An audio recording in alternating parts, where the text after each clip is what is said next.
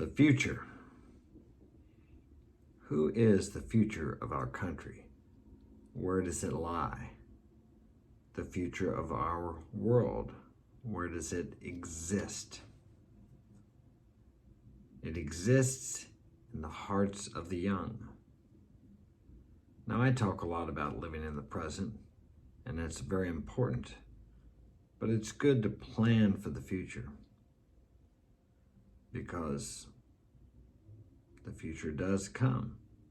It may not come for you or I, but it will come for the rest of humanity. Excuse me. And if you believe we're all connected somehow to humanity, maybe you believe you come back and live over and over again.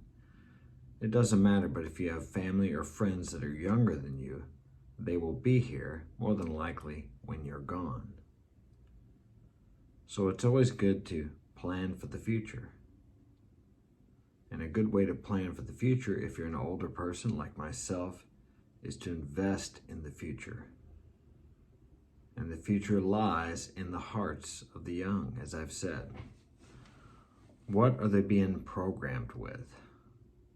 If you're a family man such as myself, are you allowing them to be programmed with the agenda of society, which is to consume, and consume more?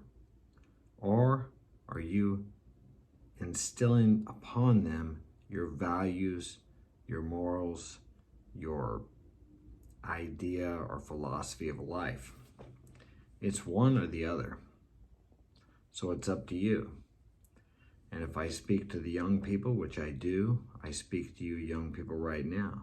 Of course, when you're my age, most people are younger than you are. Okay, but what are you allowing into your mind? Maybe you don't have a real good home life. Maybe it's just your mom and you, or maybe your dad and you, or maybe you're living with your grandparents.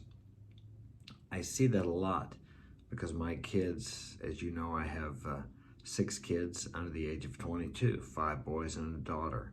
And many of their friends come here and they don't have a really solid, good, stable home life. But if I were to speak to you, young people, I sympathize, I empathize with you. My parents did stay together, but I couldn't wait to get out of the house because my dad drank until I was 13. And the only emotion I remember from him, except once, was anger. And it was difficult for me. I was pretty sensitive and just wanted to leave. And I left home when I was 15. So the reason I'm telling you this is so you understand that I know what it's like to be in a home where you don't feel appreciated or loved. Looking back in retrospect, I was loved. I couldn't see it at the time, but they loved me the best they could. And your parents or your grandparents, regardless of how terrible you think they treat you, are doing the best they know how. I know it's difficult to understand that when you feel like they don't care about you, or they seem to be mean or unreasonable or unfair to you. But I believe we choose our life when we come here. And we can either use that to piss and moan about it. It's like when life hands you lemons, make lemonade, or piss and moan about it, either one. But if you can try to find the good in that, I know sometimes it's hard to see that, but there is something good. There are good things in your life. And I know sometimes people get so down they want to eliminate their situation. But that's a permanent solution to a temporary problem. If you read or if you watch on social media, listen to some of those guys who have grown up similar to what you've grown up like, who have overcome that adversity and have become great influencers in the world. If you're in a difficult time now, be inspired and encouraged, because the greatest men and women of our time were raised in extremely difficult situations, had come through so many tragic, horrible situations, and they were able to use that to help other people and to have a rich and fulfilling life in service to others. Had they not gone through these terrible times, these depressing times, these extremely difficult times, they would not be able to share and emphasize and help people as they can help them today. So if you're in a difficult situation, life seems to be tragic or going nowhere, you do have a choice on how you can perceive your life. I mean, I'll give you an example. For years, I look back on my life and, my parents never told me they loved me. They never hugged me. I never got the emotional support I wanted, blah, blah, blah. Okay, that was one way of perceiving it. But as I got older, I realized that I would not be doing what I'm doing today. I've helped thousands of people because of what I've gone through in my childhood, with my dad being an alcoholic, and I won't go into details, but you can imagine what it's like. It wasn't terrible, but it was tough. Okay, and it caused me to live a life that was somewhat selfish. Well, no, extremely selfish until I was about 30. And then I realized the way I was living my life was very selfish. I ended up by myself, and I knew exactly why. So from that time on, when I was 30, I started searching. Well, actually 29, I started searching and trying to discover how I'd gotten to this point of despair and depression, to the point of where I was ready to just check out. And from that I grew my life, how do I say it? My life expanded into where I'm at today. And that doesn't mean I didn't have many challenging and difficult situations from that time, which I have. Self-created. I am responsible for my life. And that's something else to remember no matter how old you are. If you can just say, I am responsible, even when it doesn't seem like it, that takes you out of the victim mode and puts you into the victor mode. Victim? Yeah, victorious. Victorious mode. How about, let's go with that. Yeah, victorious mode. But it's all in how you're going to perceive it. And if that's difficult for you, find a mentor in person if possible, someone who can help you see things from a different point of view, from an unemotional point of view. Because sure, it hurts, it feels bad, but if you're a young man, that's just your emotions speaking to you.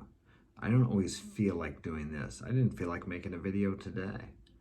But I meditate, I ask God, as I don't understand God, whatever I believe God is, I don't know what it is. I believe it's within us, it's in you, it's in me, it's in everything. I think we should use the pronoun it for God instead of he. But actually it comes from the Latin or the Spanish. The Spanish came from the Latin, and the word, and it's el, okay, that is used for it in Spanish as well as Latin. I'm pretty sure, and I know it is in Spanish, but Latin, I'm not exactly sure. I should look that up. So I may be talking about something I don't know, but I'm pretty sure that's right. So the pronoun it would probably be more appropriate, because who can understand what God is? We sometimes relate him to be like a man. He's angry, he's vengeful, he's judgmental. But that was something people came up with a long time ago because that's all they knew. As we grow and expand in humanity as a human race, we need to think that maybe possibly it's the same energy, or God, or higher self, if you like, and it's in everything. And as we grow and begin to understand these things, we need to let go of these old beliefs as far as looking at God as some vengeful, angry, judgmental, jealous, with human attributes. If God is God, the creator of all things, and you too are a creator, then wouldn't you think that it might be just a little bit bigger than that? Bigger than jealousy or anger? That's just the way I view it. You can perceive it however you want to. Many people say we get our first conception of God, if you like, our higher self, from our fatherly figure, our parent. And if you're like me, where you only saw anger and punishment, then I grew up believing there was a God out there, a white-headed old man that was just taking notes, buddy. He's going to punish me. Yep, he's got a special place in hell for me. Well, I fired that God, so to speak. I don't believe in a God like that today. I believe in a God of love. I believe he's made us in a way that if we go through life serving only ourselves as I did in my younger years, that's where I'll end up, all by myself, empty, miserable, and disconnected from life and humanity. A person could be alone in a room full of people, and that's the way I felt, because I'd cut myself off from everybody, because I just used people to get what I wanted for myself. I didn't realize I was doing that, but that's what we're here to do. We're here to learn and grow and expand. The universe is constantly expanding, and if you're not expanding, you're contracting. If you're contracting, you're leading into a depressive life, or depression as it's called. I've suffered from depression several times, many times in my life. It's tough, but people don't get depressed if they have to get up every morning and cut wood so they got something to cook on, or if they have to go out and forage for food. You have to, but in our society, we have created such a comfortable, lavish, luxurious society. You can be depressed and not die. You can just sit there and be depressed and wallow in your self-pity. I've done it, I know, but you got to make yourself get up and do something. Not get up and get another bite of food or another donut or another drink or another drug, because that just temporarily relieves the depression. It deals with the symptom, not the actual problem. And the problem lies within you and within me when I get down. It's a feeling. Get up and act like things are better, and the feeling will follow. You'll start to feel better. That's just a simple hack that you can use. Just act like a person that's happy. I know it sounds silly, and sometimes you got to do it for days on end. You have to act like a person that's energetic. As I said, I've had these kids, I've raised these kids by myself. Their mom has been completely out of their life for over 10 years.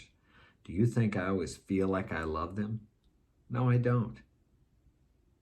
But I take the action of a person who loves their kids and do what needs to be done. That's just the way it is. As a man, as a young man, you take the action, whether you feel like it or not. Or you can wallow in your self-pity and depression and have another donut or another pill or another hit off of a joint or whatever you use to escape your problems. And I understand that. I did that too when I was young, but it never got me anywhere. Today I have a wonderful, fulfilling life. I'm 62 years old, as some of you know. I get to spar with my kids. 3 of them are boxing. I didn't push them to do that. That's great. I used to be an amateur and professional boxer, as well as a triathlete. I ran marathons, 10Ks, 5Ks, did all that stuff. Okay, and now I see my kids doing the same, similar things. And for me as a father, I feel it's pretty fulfilling to see them doing those things.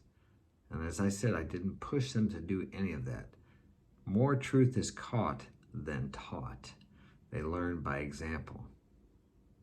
It's very hard for me to tell my kids to do something if I'm not doing it also, or anyone for that matter. When I counsel people, if I tell them they need to be doing something, it immediately reflects back to me. I have to ask myself, am I doing that? Or do I need to do that again?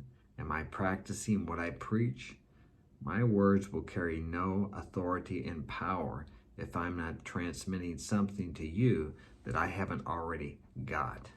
Through experience, through practice, through discipline, through, what's the other one? Through, well, you get the message, I think. Consistency. It's easy to spit out truths. It's much harder to live by them. Who was it? Goethe, I think, said, easier for me to teach 20 men than to be one of the 20 that takes my own advice. And that is very true. But by sharing this with you and impressing it upon you to help you in your life, it reflects back on me and re-emphasizes, reinforces what I need to know, what I need to continue to do. I get as much out of this as you guys do. So I'm going to end it there. If you'd like to get my help personally, you can check out my website at marksinspirationalguidance.com. I offer one-on-one counseling sessions. And if I can't help you, you don't have to pay. Simple as that. You be the judge. I'm out of here. Got a lot of stuff to do today. Got to work out. Got to run. Got to know. How about this? I get to work out. I get to run. I get to go to work tomorrow. I get to do many things in my life. Change your vocabulary. What you're speaking is a very good indication of what you're thinking. Okay, I'm done. Take care. Have a great day.